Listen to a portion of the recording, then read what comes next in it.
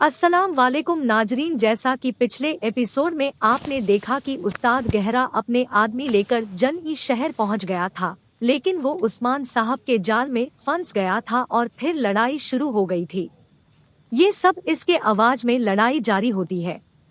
उस्मान साहब एक बार फिर उसकी तलवार गिरा देते हैं और फिर अपनी तलवार उसकी गर्दन पर रखकर कहते हैं, क्या सोचा तुमने? उस्ताद गहरा कहता है, उस्मान मैं तुम्हें अब सहन करने लगा हूँ।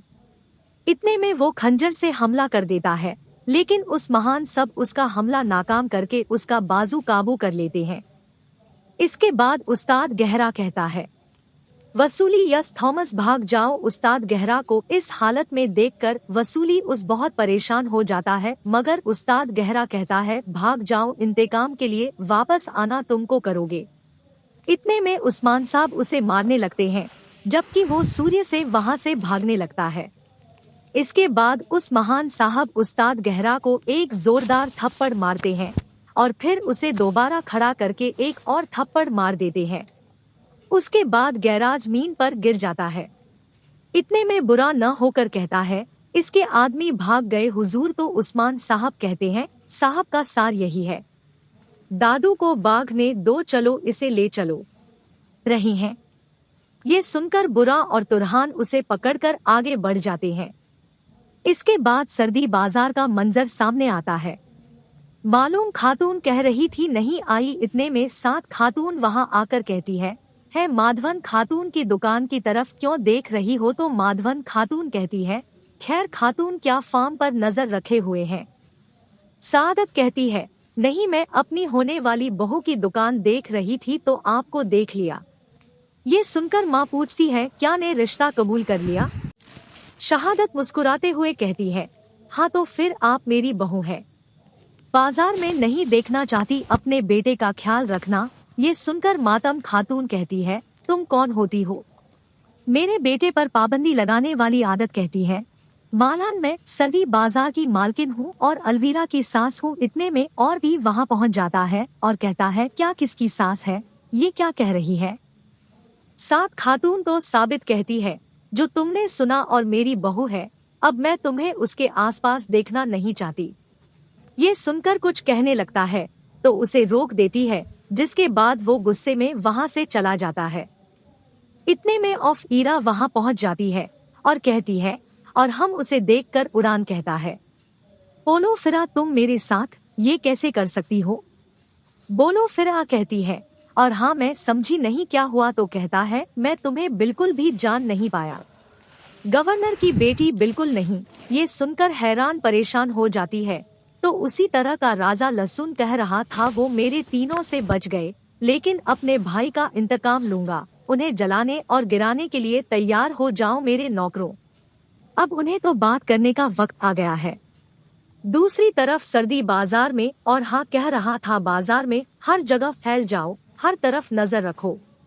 इसी दौरान 3 के सामने पहुंच जाते हैं तो उन्हें देखकर याकूब सरदार कहता है, मेरे वतन की अजीम सरदारों खुश आमदीद। इसके बाद ये ख्याली मंजर सामने आता है, जिसमें करासी भी एक जगह बैठकर हाथ साफ करने लगता है तो उसे खंजर मिल जाता है, जिसे देखकर वो गुस्से में कहता है, याकूब। इसके बाद दूसरे को भी मिलता है तो वो कहता है, या आपके लायक नहीं था।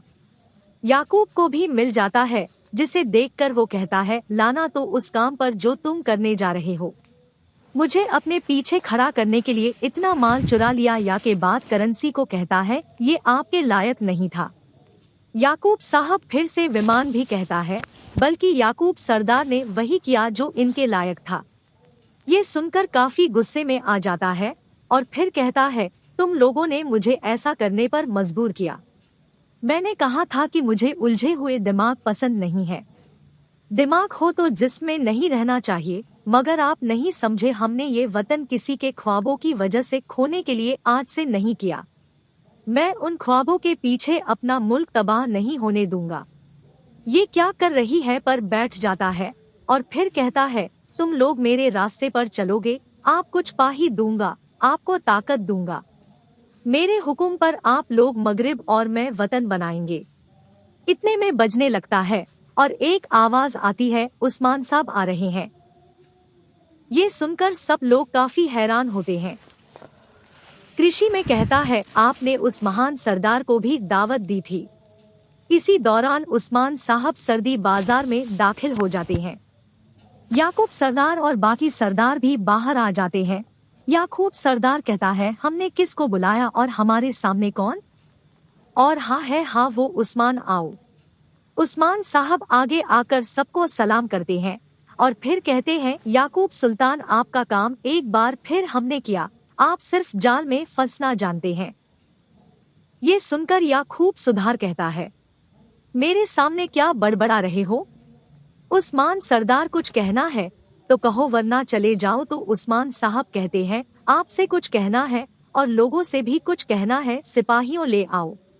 ऐसे यह सुनकर उस्मान साहब के सिपाही उस्ताद गहरा को पकड़कर सबके सामने ले आते हैं। याकूब सरदार पूछता है कौन है ये? इसके बाद उस्मान साहब घोड़े से नीचे उतर आते हैं और कहते हैं सांपों के सब राहों में से एक है जिसने आपको जवाब में फंसाया और जिसकी चाल में आप आओगे याकूब। सिद्धार्थ जो हमारे दस्तरख्वान पर बैठा और हमारा खून बहाया, ये कहकर उस्मान साहब उसका निकाह बेहतर देते हैं। उसे देखकर सब लोग के नारियल बनने लगते हैं और कहते हैं इसे मार दो, याकूब सरदार काफी था। फिर उस्मान साहब कहते हैं जैसे आपके नाम से जानते थे, इसका असल नाम गहरा है, स्लैब के कमांडो में से एक है। सरदार कहता है कुत्ता। इसके बाद उस्मान साहब उस्ताद कह रहा को कहते हैं क्या हुआ, क्या तुम्हारा जवाब कुछ और था? तो उस्ताद गहरा कहता है ख्वाब मेरा नहीं है उस्मान, बल्कि हिसाब पर ईमान रखने वालों का है।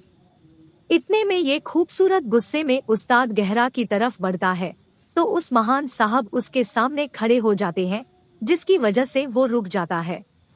फिर उस्ताद गहरा कहता है तुम सब मारे जाओगे और इन मुकदमे में दफन हो जाओगे, साहब मारे जाओगे। उस्मान साहब कहते हैं देखो जरा, ये कहकर वो उसे एक जोरदार थप्पड़ रसीद कर देते हैं, जिससे उस्ताद गैर आजमीन पर गिर जाता है।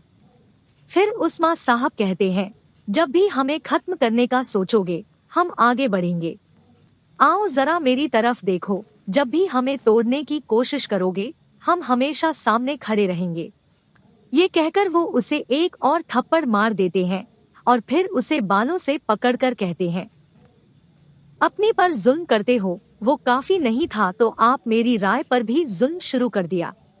मेरी तरफ देखो, मैं इस जालिमा को जड़ से उखाड़ फेंकने वाला हूँ।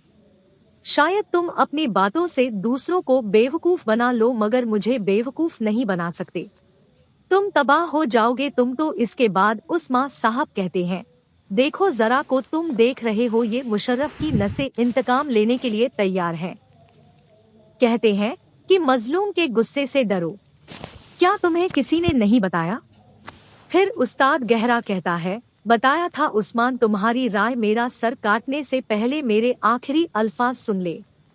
इसके बाद उस्ताद में कहता है तुम्हारा सरदार उस्मान एक ऐसी रियासत कायम करना चाहता है जो इसकी तरह बुलंद हो। वो सियासत को ये कभी भी काम नहीं कर सकेगा। अगर इसके पीछे चलोगे तो सब मारे जाओगे, अगर हम नहीं होंगे तो हम गोल तुम्हारी जाने ले लेंगे। ये सर्च हमारी है, ये हमारी है। उस्मान बी।